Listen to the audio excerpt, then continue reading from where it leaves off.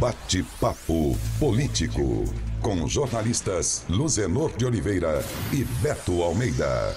São 7h19. A gente abre o bate-papo político falando sobre uma boa notícia para os servidores estaduais, ativos e inativos, que irão receber no dia 21 de junho a primeira parcela do 13º. A notícia é muito boa também para a nossa economia, como conta o Carlos Silva.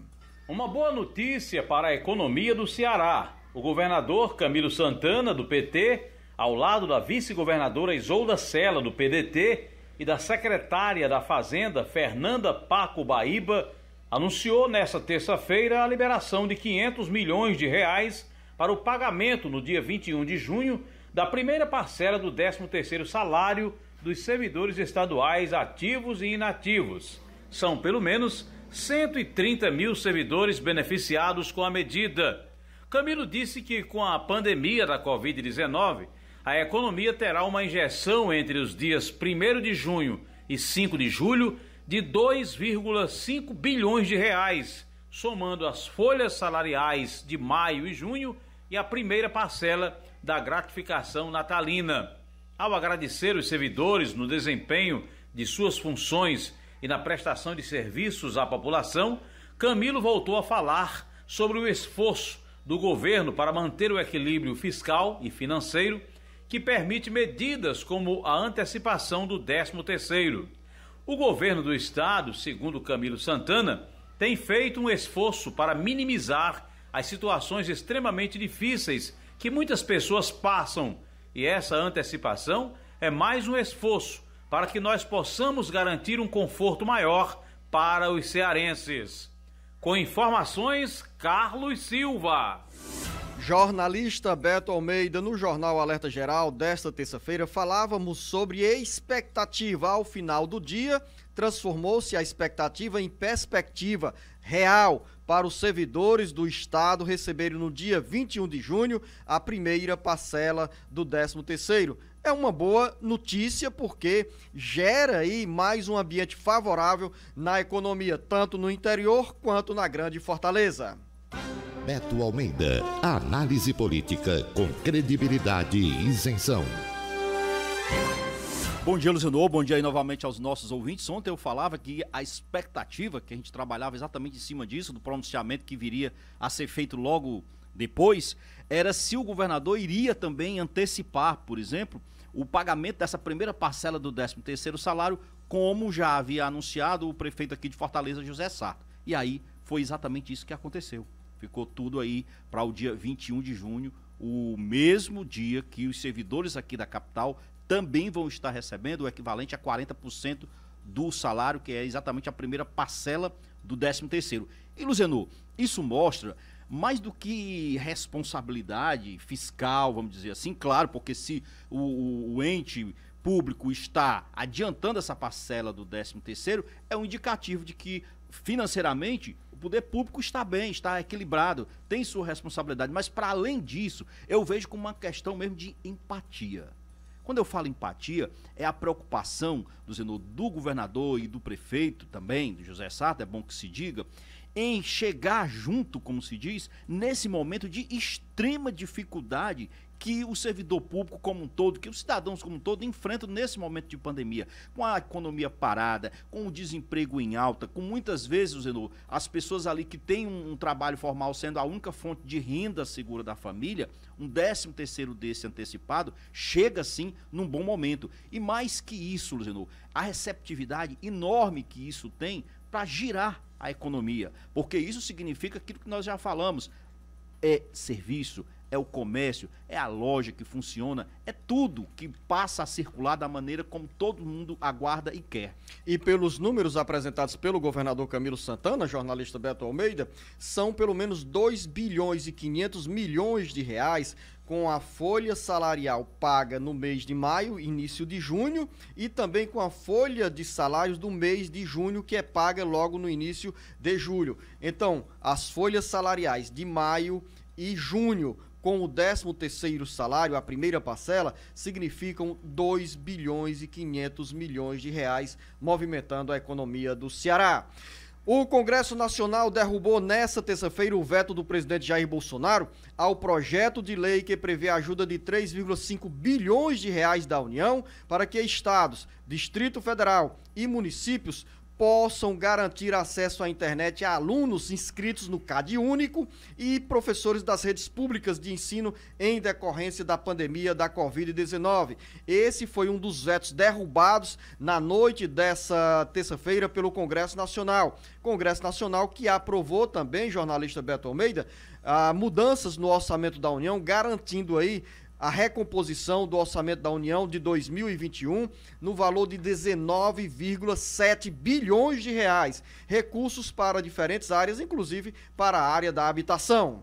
E olha só, Luciano, tem uma coisa interessante aí, que é o seguinte, no total foram 18 emendas, né? Aliás, vetos derrubados ontem do presidente Bolsonaro, votado, entre outros, aí alguns na sua totalidade foram derrubados, outros parcialmente, mas assim, vamos nos deter aqui nesses específicos que você falou. Por exemplo, o argumento utilizado para o veto do presidente Bolsonaro, dizendo, era de que não há o projeto que tem como encabeçador, aí, vamos dizer assim, como autor, um dos autores, o Edilvan Alencar, que é aqui deputado federal pelo Ceará, do PDT, ele dizia o seguinte, que o projeto não apresentava uma justificativa de impacto orçamentário e para compensação com corte de despesas. Ora, como que não apresentava? Os deputados entenderam bem o que estava no projeto. Parece que quem não entendeu foi o governo Bolsonaro e a equipe econômica. Por que eu digo que ele apresentava assim estimativa de recursos? De onde iria tirar esse dinheiro de mais de 3 bilhões e meio de reais, como você falou? Do FUST, que é aquele fundo que nós pagamos na telefonia, tá certo? Para as telecomunicações. Que é um dinheiro que está congelado e que tem como finalidade justamente esses programas na área social. Exatamente. E aí sim, é um projeto com um grande impacto social num período como esse, de pandemia, e que nós estamos acompanhando desde o ano passado a dificuldade de alunos e professores para realizarem esse trabalho de forma virtual nas escolas, porque como é que um aluno consegue hoje, Luciano, principalmente da escola pública, acompanhar, se manter atualizado, se manter, por exemplo, acompanhando o seu ano letivo normal, se ele não tiver um tablet, e além de um tablet, ele não tiver uma internet de qualidade, porque não basta ter um celular. O essencial é a internet de qualidade. De qualidade. Não dá para você ter simplesmente um celular e não dispor de uma boa internet. Então é isso que esse projeto está garantindo, Luciano. Verba para os alunos, principalmente aqueles, lógico, que são assistidos por projetos sociais, que as famílias são assistidas por projetos sociais, como você bem disse, inscritos no CAD Único, e também os professores da rede básica. Mas não só isso, ainda tem mais veto também. Tem, Beto, chama também a atenção a derrubada de um veto ao projeto de lei que prioriza o pagamento do auxílio emergencial para mulheres chefes de família. A medida abre a possibilidade de uma pessoa receber 2 cotas do auxílio emergencial, independente do sexo, se for provedora única da família. Pronto, esse é um ponto que eu considero também importantíssimo. Olha só, não é, ele falou aí no caso, o projeto fala muito na questão das mulheres, né, do auxílio emergencial para as mulheres chefes de família, porque na realidade o ano passado a gente lembra que as chefes de família, as mulheres, elas recebiam, um auxílio emergencial de até R$ 1.200. Esse ano o máximo é 375. O que o projeto fez? Priorizar o pagamento para os chefes de família, aí pode ser mulher, pode ser o homem, desde que ele seja o provedor único, vamos dizer assim, dessa família, e em vez de ele receber apenas R$ 375, ele vai receber 2 cotas do auxílio emergencial, independente do sexo, se ele for, logicamente, o provedor único dessa família. Jornalista Beto Almeida, também tivemos a decisão do Congresso Nacional em recompor o orçamento da União em 19,7 bilhões de reais. Ou seja, o dinheiro que foi vetado no mês de março pelo presidente Jair Bolsonaro, partiu também do próprio Executivo Federal a proposta para recompor aos poucos esse orçamento da União. Mais do que justo, porque a gente viu aí o seguinte, nessa questão do orçamento, Luciano, vamos trabalhar com a seguinte questão. Errou os próprios parlamentares, o relator do orçamento, quando elaborou aquela proposta irreal, fora completamente do que se esperava dos gastos projetados, inclusive com recursos para a saúde inferior para esse ano do que foi gasto, por exemplo, em 2020. O próprio governo fez cortes indevidos e agora está tendo que recompor. Então, a derrubada de vetos vem nesse sentido, de simplesmente recompor valores que foram cortados indevidamente para áreas essenciais. E daqui a pouco, dentro do bate-papo político, Beto? Vamos falar, Luciano, sobre para onde vai o presidente Bolsonaro. Aliás, ele já tem aí, mais ou menos, só falta o casamento certo pro patriota. E isso tem impacto aqui no Ceará. Daqui a pouco, quem espera a extensão ou mesmo o aumento do auxílio emergencial precisa mudar de ideia. O presidente Jair Bolsonaro foi claro nessa terça-feira ao dizer que não tem dinheiro para essa medida. Carlos Silva. O presidente Jair Bolsonaro jogou nessa terça-feira um balde de água no discurso de quem pede, cobra ou defende o aumento e a ampliação do auxílio emergencial que será pago até o mês de julho. Segundo Bolsonaro, aqueles que pedem a ampliação do auxílio emergencial do Brasil devem ir no banco e fazer empréstimo. E no contexto da fala, o presidente expôs o seguinte: qual país do mundo fez um projeto igual ao nosso no momento de crise, que foi o auxílio emergencial?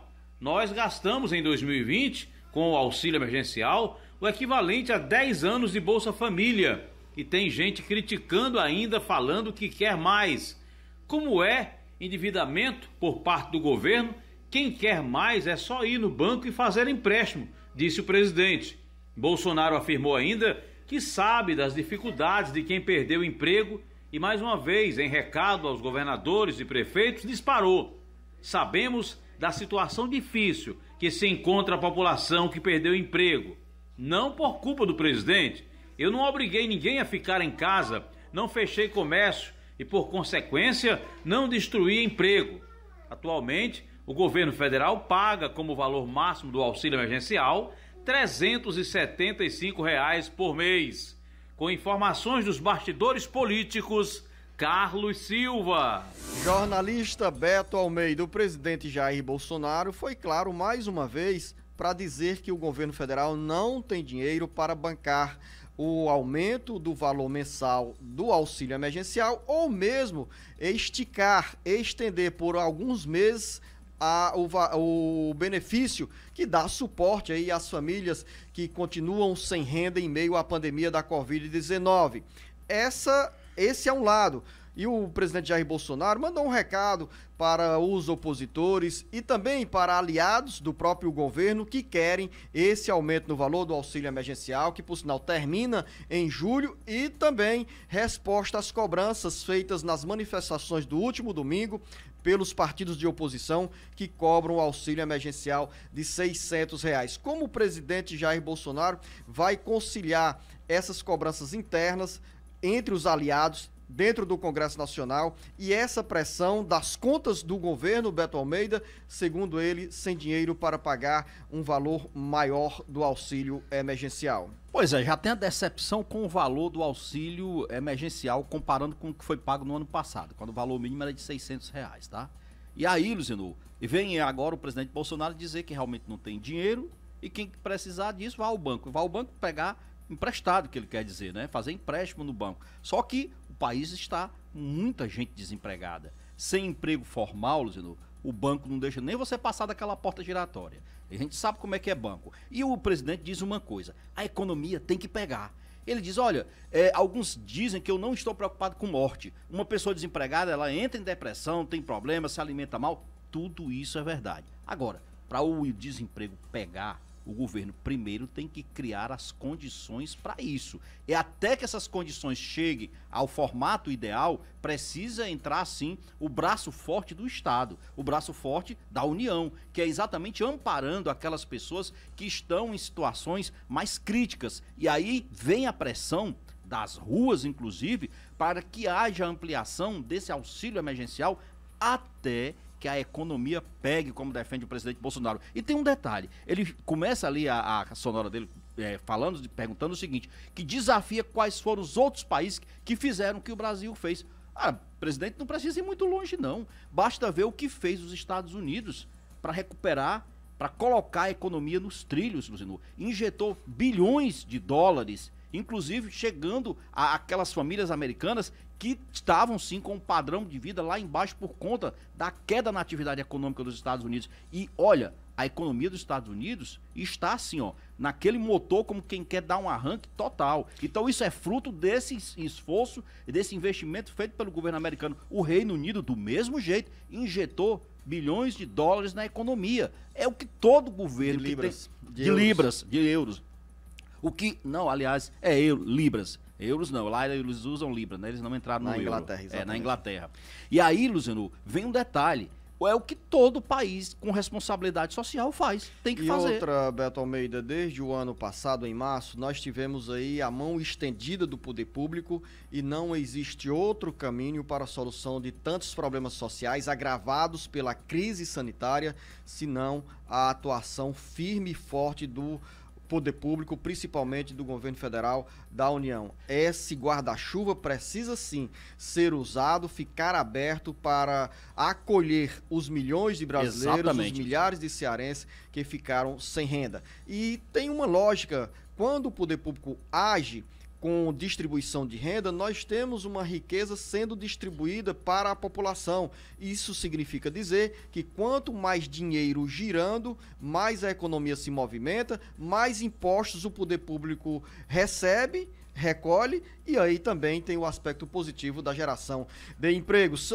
Vamos falar agora sobre a política estadual, começo de uma nova fase de normalidade. A mesa diretora da Assembleia Legislativa decide retomar a partir da próxima segunda-feira o atendimento presencial ao público. Carlos Alberto. A Assembleia Legislativa retoma, a partir da próxima segunda-feira, de forma híbrida, atendimento ao público por meio do PROCON Assembleia, Casa do Cidadão e Escritório de Direitos Humanos e Assessoria Jurídica Popular Frei Tito de Alencar. O atendimento será virtual e presencial. De acordo com o primeiro secretário da mesa diretora da Assembleia Legislativa, deputado Antônio Granja, os órgãos trabalharão em regime de agendamento prévio, com intervalo de 30 minutos entre cada atendimento, a fim de evitar aglomerações nesses espaços. A retomada da agenda com o público foi definida nesta terça-feira em reunião da mesa diretora e líderes de partidos. O presidente da mesa diretora, Evandro Leitão, do PDT, comandou a reunião. O trabalho presencial também seguirá todas as outras normas de segurança sanitária para evitar a propagação da Covid-19, como o uso obrigatório de máscaras e a disponibilização de totens de álcool em gel e lavatórios para as mãos para o público. Haverá ainda um rodízio das equipes que atuam de forma presencial, enquanto funcionários com comorbidades permanecerão em home office. O Escritório de Direitos Humanos e Assessoria Jurídica Popular Frei Tito de Alencar e o PROCON Assembleia funcionarão em 2 turnos, das 8 às 12 e das 13 às 17 horas. Com informações dos bastidores da Assembleia, Carlos Alberto. Nesse embalo, o jornalista Beto Almeida, da Câmara Municipal de Fortaleza, também tem agenda para a retomada de atividades presenciais. É a vida aos poucos retornando ao seu normal, à sua normalidade. Pois é, e os vereadores, depois de mais de 2 meses realizando atividade 100% virtual, hoje, nesta quarta-feira, estão retomando as sessões ordinárias, de forma híbrida, tá? Presencial, para quem pode, no plenário, e para quem tem alguma comorbidade, ainda não foi vacinado, por exemplo, aí sim, de forma virtual. Mas o que importa é que o Poder Legislativo volta aí aos poucos a essa normalidade. E é bom que assim seja nas casas legislativas, onde isso já for permitido, claro.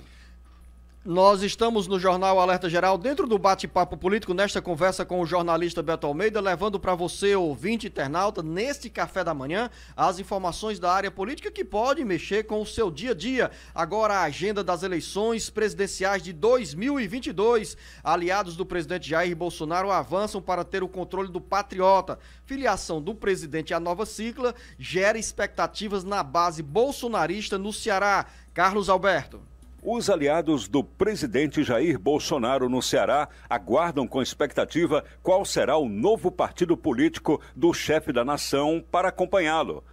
As negociações avançaram e nesta terça-feira Bolsonaro recebeu oficialmente o convite para se filiar ao Patriota. A informação foi dada pelo senador Flávio Bolsonaro, o primeiro do clã a mudar para o Patriota. Segundo o senador, Bolsonaro vai conversar com deputados aliados antes de anunciar sua decisão, que deverá ocorrer em breve.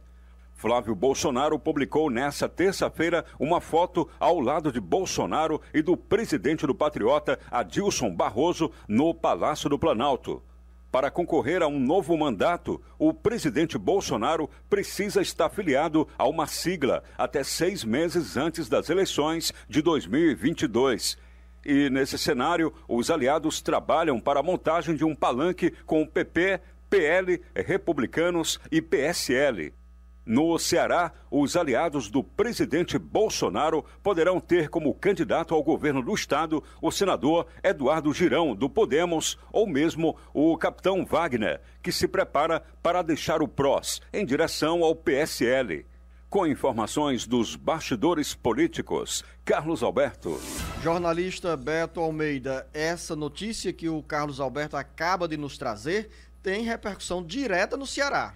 Tem, Luciano, tem repercussão direta no Ceará porque é o seguinte, com a entrada do presidente Bolsonaro no Patriota, que é o antigo PEN, logicamente que o partido aqui no estado, a tendência é que passe a ser presidido por uma pessoa muito próxima ao presidente Bolsonaro. E o nome que pinta aí para comandar a sigla aqui no estado é exatamente o deputado estadual André Fernandes, tá? Ele hoje está no Republicanos, mas lógico que uma vez confirmado esse casamento, como diz o presidente Bolsonaro, com esse partido aí, com o Patriota, que é o antigo PEN, que aqui no Ceará é presidido pelo Samuel Braga, Luciano. Samuel Braga, você lembra, né?